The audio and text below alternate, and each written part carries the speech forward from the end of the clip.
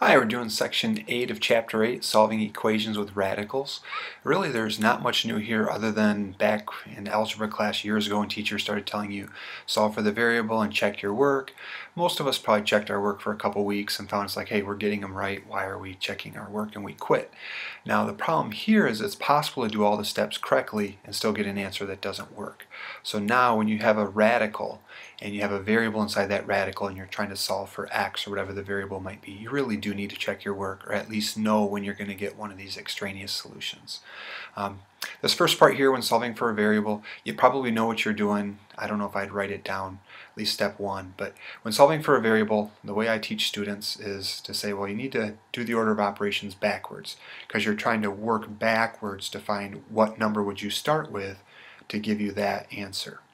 So order of operations backwards is please excuse, so parentheses, exponents, and then my dear, multiplication, division. We do those at the same time, so I'm writing them that way. And then addition, subtraction.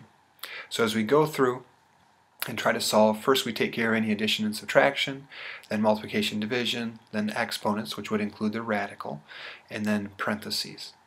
But the big thing though for this section is you need to check your answer, because sometimes, like I said, you get answers that you did the math correctly but the answers don't work.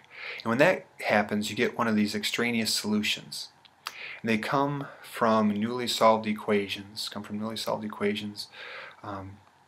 but don't work in the original equation. But the solution, maybe I'll say the number, doesn't work.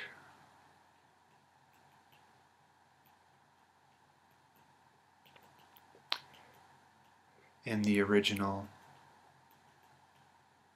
equation. And for those, when you get that as an answer, often I'll just put a DNE, which stands for does not exist. Sometimes you'll see people doing like an empty set symbol or something like that. Alright, pause it if you need some time to copy it down. We're jumping into a few examples. First example, when we have this, so we're going to do order of operations backwards. All of this 3y plus 1 though is stuck inside the radical, so we can't touch that until we get to the exponent stage. So what's connected by addition and subtraction? Nothing. So we jump over to multiplication, division. We're going to divide both sides by 5. Then that gives us square root of 3y plus 1 equals a 16. And now we go through, because we had the square root there, we need to do the inverse, or the opposite of square rooting, which is squaring. And then that gives us 16 squared, which is 256.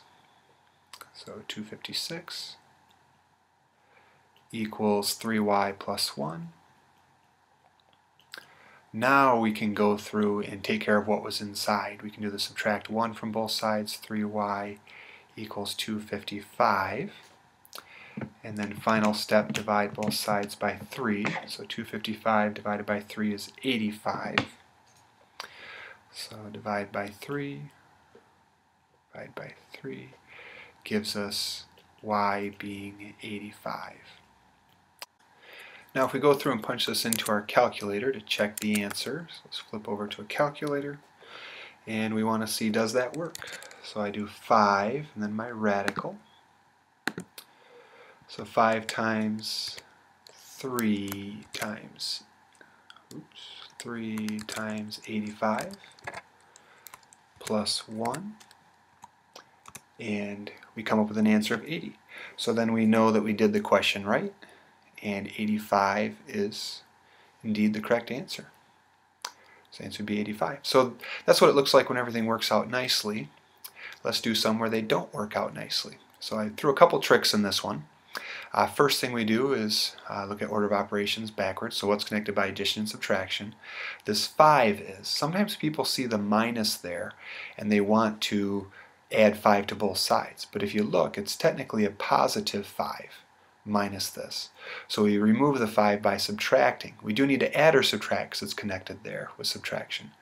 But we do the inverse, or the opposite of its sign. So I start by subtracting 5 from both sides. I have 729. Now it's tempting sometimes to write it like this, but we still have that minus there. We didn't get rid of the minus. So it's kind of like we have this negative 1 times my radical. So our next step is going to have to be to get rid of that negative. You could look at it as though you're multiplying by negative 1 or dividing by negative 1. Either way, you're going to get 6th root of t equals a negative 729. Alright, we're on the home stretch. So now 6th root of t, so the inverse of a 6th root is going to be a 6th power.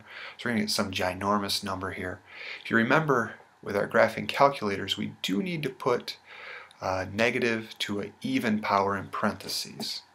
So if I have my negative 729 to the 6th, that's going to give me negative 1.5, I'll do a little bit of rounding, negative 1.5 times 10 to the 17th. So t then, t equals negative 1.5 times 10 to the 17th. So in hindsight, I should have used my graphing calculator for that. When I quick type that in, then I'll actually have the right number. So if I do my parentheses, negative, I'm hurting today, negative, I need this one, 729 to the 6th. So that's what I had with my scientific notation. So the 1.5, I made the mistake when I wrote it before. In my calculator, I didn't put it in parentheses and told myself, oh, I'll remember. Apparently I didn't. Okay, so 1.5 times 10 to the 17th, so this large number. And now we want to check that. So if I go back to my original equation, I have 5 minus a 6th root. So I do 6, then my math button, then I pick number 5 right there. 6 math 5, and I can just put in my answer. So second negative, we'll put the answer right in there. And if I do that, instead of getting 734, I now have a negative 724. So we know then that that doesn't work. So the answer isn't going to be this. It's going to be a does not exist. And now the question is why? We did everything correctly, but what in there made it so it doesn't work? And what it comes down to is it's this step right here. And I'm going to do a little bit of erasing. And so we get rid of that 6 there.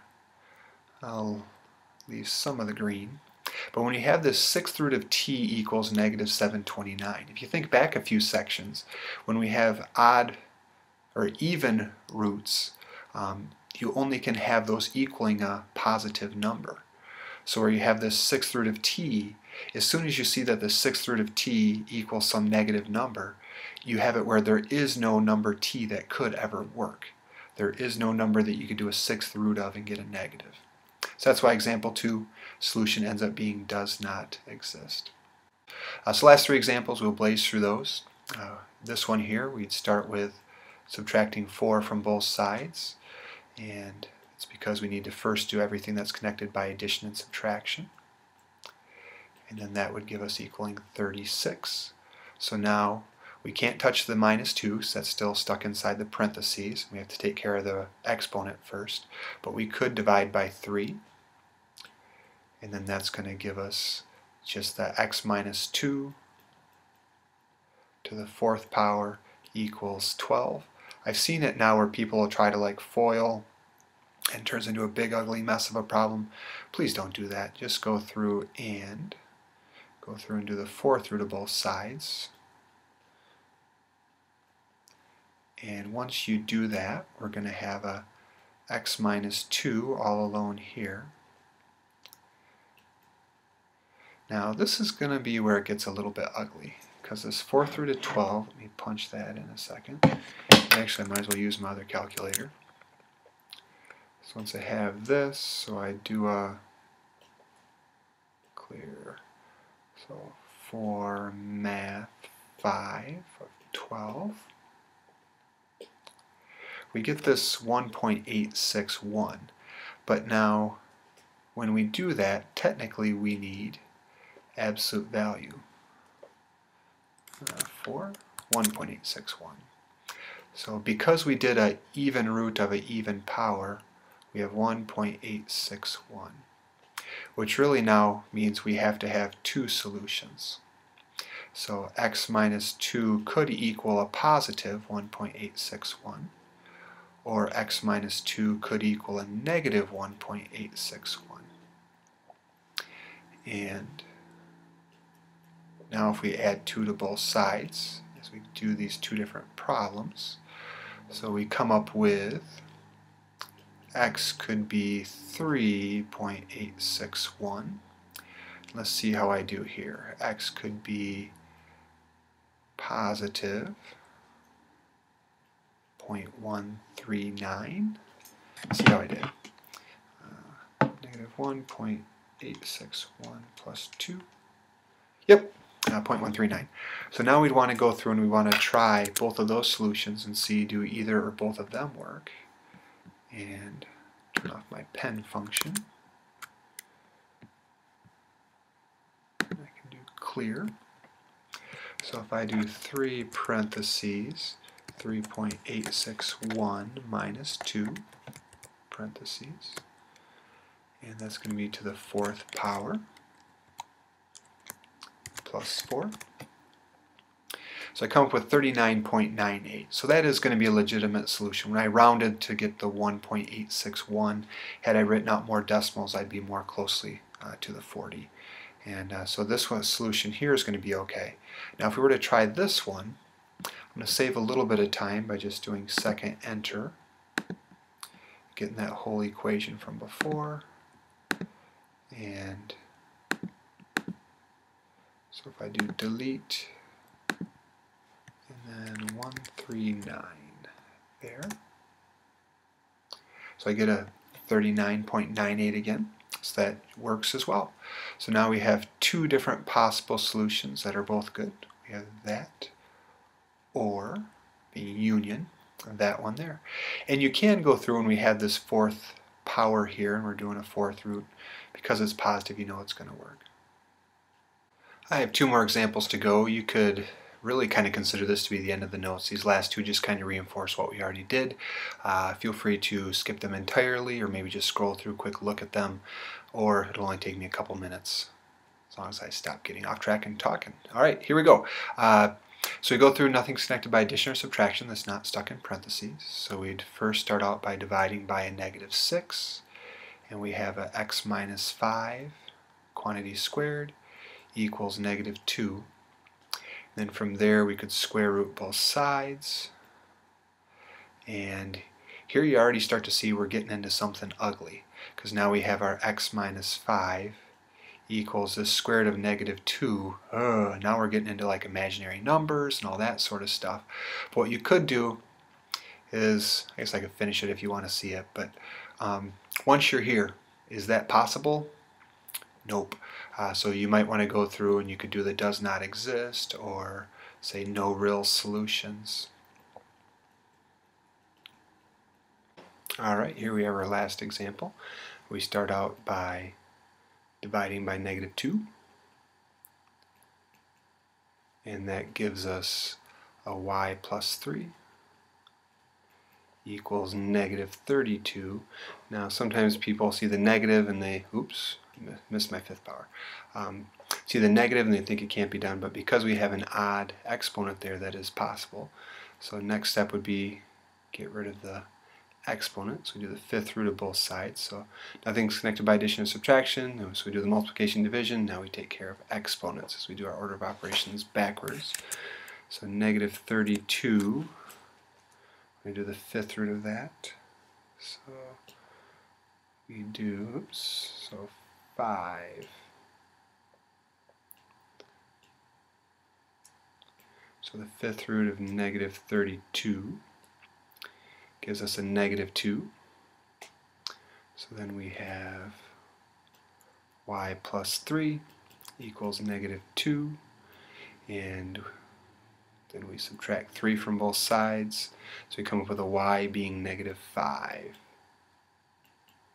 Then we could go back and try that. So if we have our negative 2 times Negative 5 plus 3 all to the 5th power should give us a 64. And we're good. So we know that this right here has to be our answer. That concludes the notes for Section 8 and all of Chapter 8.